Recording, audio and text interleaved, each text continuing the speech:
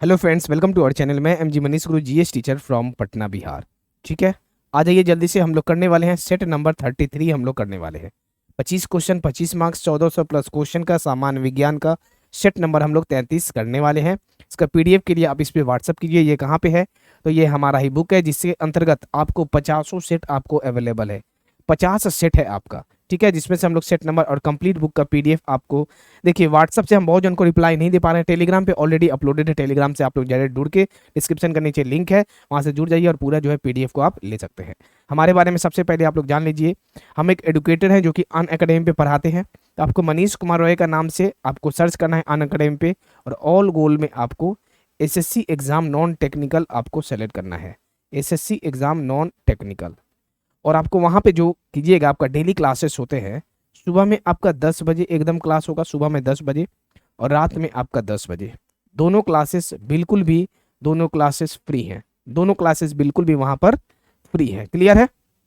सुबह में 10 बजे और रात में आपका 10 बजे। उसके बाद आइए, किसी भी सब्सक्रिप्शन के लिए, अनअकैडमी का किसी भी सब्सक्रिप्शन के लिए आपको क्या कोड लगाना है? तो कोड लगाइएगा आप मनीष, उसके बाद गुरु, उसके बाद आपको 10 लगा देना है। 10% का डिस्काउंट या फिर आपको मैक्सिमम डिस्काउंट मिल जाएगा। अब हम लोग स्टार्ट करते हैं सेट नंबर 33। जैसे हम लोग रेगुलर करते आ रहे हैं वैसे करेंगे। चलिए आइए जल्दी से हम लोग आते हैं। चलिए आ जाइए। निम्नलिखित में से कौन एक सदिश मात्रा नहीं है? निम्नलिखित में से कौन एक सदिश मात्रा नहीं है? नहीं है। कौन कौन सा है? सबसे पहले देख लीजिए। तो त्वरण आपका सदिश है, बल भी आपका सदिश है, संवेग भी है। विद्युत धारा आपका सदिश नहीं है, ये आपका क्या है? अदिश है। विद्युत धारा आपका क्या है? अदिश है, सदिश नहीं है। ऑप्शन नंबर बी आपका सही उत्तर है। सिंपल है, एकदम क्लियर। अदिश है ये आपका। अदिश मतलब ये क्या हो गया? अदिश मतलब स्केलर क्वांटिटी, स्केलर क्वांटिटी आपका। ठीक है, क्लियर। अब हम आपको पहले जैसे बहुत कुछ एक्सप्लेन हम लोग कर दिए हैं। एकदम जो दिमाग में छापने वाला है उसको डायरेक्ट हम लोग बताएंगे, आगे बढ़ेंगे। और जो समझाने वाला है, न्यूमेरिकल है आपका या फिर जो भी कंसेप्चुअल है, उसको हम लोग क्लियर करेंगे। ठीक है, चलिए।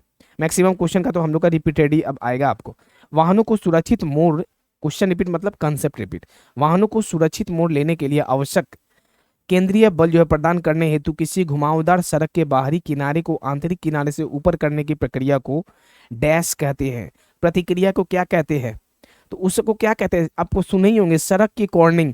इंग्लिश वर्ड चुपचाप यहाँ पे लिख दिया है। सिंपल आपका आंसर क्या आ जाएगा?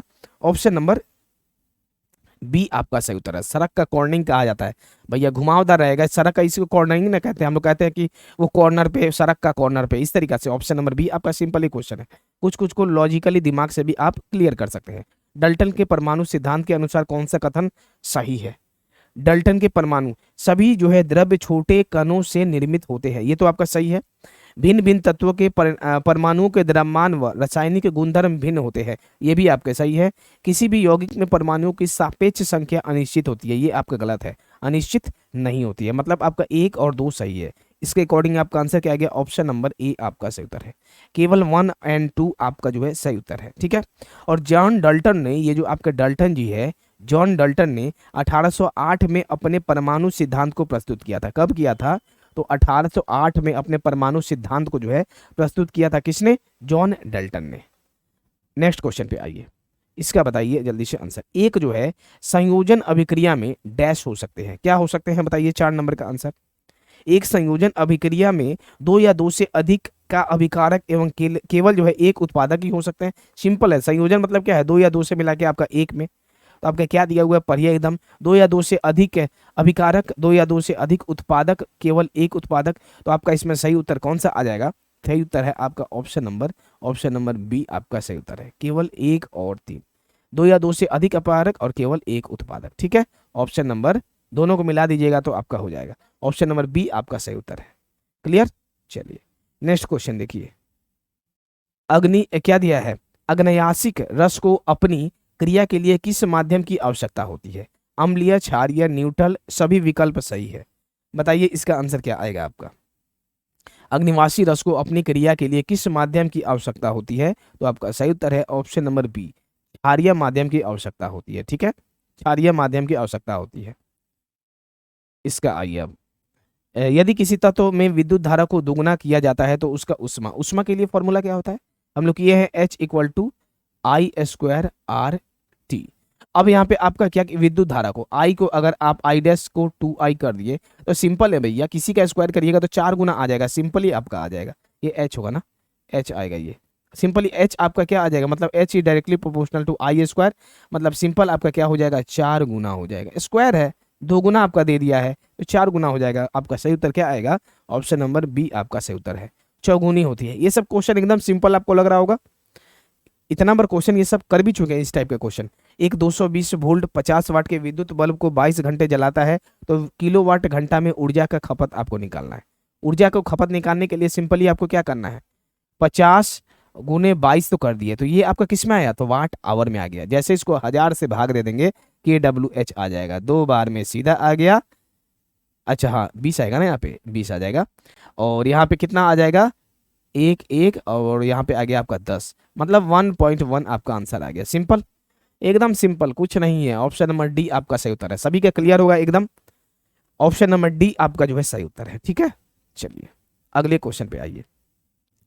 निम्नलिखित में से कौन सा जो है कण एक परमाणु के द्रव्यमान को निर्धारित करता है, कौन सा कण एक परमाणु के द्रव्यमान को निर्धारित करता है, बताइए 8 नंबर का जल्दी से आंसर क्या आएगा आपका सही उत्तर। कौन परमाणु के द्रव्यमान को निर्धारित करता है, न्यूट्रॉन एवं प्रोटॉन जो है परमाणु के द्रव्यमान को निर्धारित करता है, न्यूट्रॉन और प्रोटॉन जो है निर्धारित करता है, क्लियर, इलेक्ट्रॉन नहीं करता है। अगले क्वेश्चन पे नेक्स्ट देखिए, नेक्स्ट क्वेश्चन क्या है, पृथ्वी की परपट्टी में सबसे जो है बहुल्य तत्व कौन से हैं, पृथ्वी के परपट्टी में सबसे बहुल्य आपको भी पता है, ऑप्शन नंबर सी ऑक्सीजन है। पृथ्वी के परपट्टी में सबसे बहुल तत्व कौन सा है, एलिमेंट ऑक्सीजन है। ये सब आप अब दिमाग में छापिए ही गए ना, अब इसमें आप आदमी क्या समझाए, ये आपको दिमाग में छापना है। हाँ लाइए इसको समझाया जाएगा। ये क्वेश्चन देखिए, एक विद्युत हीटर की उष्मीय की घोषित शक्ति इतना है, 100 वाट की कितनी ऊर्जा, सभी को जानते हैं। देखिए शक्ति बराबर पावर बराबर ऊर्जा बाई समय होता है, ठीक है, और ऊर्जा निकालना है, ऊर्जा बराबर पावर गुने समय आ जाएगा। तो आपका कितना दिया है, 1500 दिया हुआ है, समय कितना है 10 घंटा आपको दिया है, 10 घंटा दिया है ना, तो ये बस किस में आया आपका, ये बस आपका वाट में आया है, ठीक है, ये बस आपका वाट में आया, वाट आवर में आया। जैसे हम लोग किए 1000 से जैसे भाग दे दीजिएगा इसको, 1000 से इसको जैसे भागे हम लोग यहाँ पे दे देते हैं तो सिंपली आपका कितना आ जाएगा, आपका KWH में आ जाएगा। देख लीजिए 1 2 3 कट गया, कितना आ गया देखिए यहाँ पे 15 KWH, क्लियर, यही आपका होता है 15 यूनिट हो जाता है, यही आपका 15 यूनिट हो जाता है, या तो 15 KWH 15 unit. Option number A आपका सही उत्तर है। सभी को एकदम समझ में आ रहा होगा, बिल्कुल सिंपल क्वेश्चन, बहुत बार किए। अब जितने लोग हमसे जुड़े हैं, भले जितने लोग ही जुड़े हैं, 1000 2000 4000 5000 जितने लोग ही पढ़ रहे हैं, पढ़ने के लिए पहला सेट बहुत लोग ध्यान दिए, बाद में जो लोग नहीं दे रहे हैं भैया वो लोग को देखिएगा क्या दिक्कत आएगा। ठीक है, तो चलिए ये सभी का एकदम क्लियर हो गया, आगे बढ़े हम लोग। और आप लोग भी जरा सा सपोर्ट दिखाइए, आप लोग भी जरा सा सपोर्ट दिखाइए, थोड़ा सा वीडियो को शेयर कीजिए और फ्रेंड को सजेस्ट कीजिए, पीडीएफ के लिए भी, पीडीएफ को भी शेयर कर दीजिए आप लोग। चलिए इसका बताइए जल्दी से आंसर। यदि 320 जूल कार्य करने में किसी मशीन को 5 सेकंड का समय लगता है तो उसकी शक्ति क्या होगी, उसकी शक्ति क्या होगी, 11 नंबर का बताइए। Simple formula, power equal to work done by time होता है ना, सिंपल ही दिया है, कार्य बाई समय, 320 और बटे में 5, इसको 320 और बटे में 5 कितना आ जाएगा, 64 आ गया आपका, कितना आ गया शक्ति, 64 वाट आ गया, एकदम सिंपल। ऑप्शन नंबर बी आपका सही उत्तर है, क्लियर। चलिए नेक्स्ट क्वेश्चन पे आइए। एक कुली 15 केजी का बोझ धरती से 1.5 मीटर ऊपर उठाकर अपने सिर पर रखता है, उसके द्वारा बोझ में किए गए कार्य का क्या आ जाएगा, सिंपल आपका यहाँ पे क्या आ जाएगा, कार्य बराबर सिंपल यहाँ पे mgh फॉर्मूला लगा दीजिए, क्योंकि ऊंचाई है 15, आपका जी कितना दिया है 10 दे दिया है, ऊंचाई कितना 1.5 दिया है, सिंपली एकदम सॉल्व कर दीजिए आंसर आ जाएगा। अच्छा 15 केजी है, 1.5 मीटर है, सब कुछ तो यहाँ पे सही दिया है, 15 केजी है 1.5 कितना आ गया आपका, कट जाएगा तो 15 गुने 15 225 जूल आ गया भैया, 225 जूल आ गया, सिंपल है एकदम। ऑप्शन नंबर बी आपका सही उत्तर है, 225 जूल। इस टाइप का क्वेश्चन आप ही बताइए कितना बार हम लोग कर चुके हैं। ठीक है, नेक्स्ट क्वेश्चन पे आइए। यदि यदि 250 ग्राम की गेंद को 19.6 जूल ऊर्जा दी जाए तो वह कितना ऊपर उठेगा, कितना ऊपर उठेगा बताइए, इसको जल्दी से सॉल्व कीजिए, 13 नंबर का सॉल्व कीजिए। देखिए कितना ऊपर ऊंचाई बताना है, पोटेंशियल एनर्जी बराबर mgh होता है, सभी को पता है ये चीज। कितना आपका दिया है देख लीजिए, तो 19.6 दिया हुआ है। द्रव्यमान आपका यहाँ पे कितना दिया है, तो आप देख लीजिए, इसको हम लोग कन्वर्ट करेंगे तो 250 1000 कर देंगे तभी ना केजी में आ जाएगा। तो 0.25 केजी आ गया, 0.25 आ गया आपका। जी आपका दिया है 9.8, ठीक है, 9.8 एच आपको निकालना है। 9 9 18 दो बार में ये हो गया आपका, और सिंपली दो बार में आ गया, मतलब 25/100 4 एच दूनी 8, सिंपली आपका 8 आ गया। एच कितना आ गया आपका 8 मीटर। सॉल्व तो आप लोग कर ही लीजिएगा, माहिर है, एकदम सिंपल है, 8 मीटर आपका आ गया। अब कोई भी क्वेश्चन आपको हार्ड नहीं लग रहा होगा, एकदम प्रैक्टिस, लेकिन पूरा आपको 50 सेट करना है। अगले क्वेश्चन पे आइए। 12 केजी द्रव्यमान की एक वस्तु जो है धरती से एक निश्चित ऊंचाई पर स्थित है। यदि वस्तु की स्थितिज ऊर्जा 480 जूल है तो वस्तु की धरती के सापेक्ष ऊंचाई ज्ञात कीजिए। सापेक्ष ऊंचाई आपको ज्ञात करना है, बताइए क्या आएगा। देख लीजिए, सापेक्ष ऊंचाई के लिए सेम यहाँ पे भी वही फॉर्मूला लगेगा। कितना दिया है 480 जूल, देख लीजिए, पोटेंशियल एनर्जी बराबर mgh होता है, mgh होता है, 480 है, m आपका दिया है 12, 10 आपका ले लेना है, यहाँ पे 10 ले लीजिएगा, जी का दे ही दिया है, देख लीजिए 10 दिया है।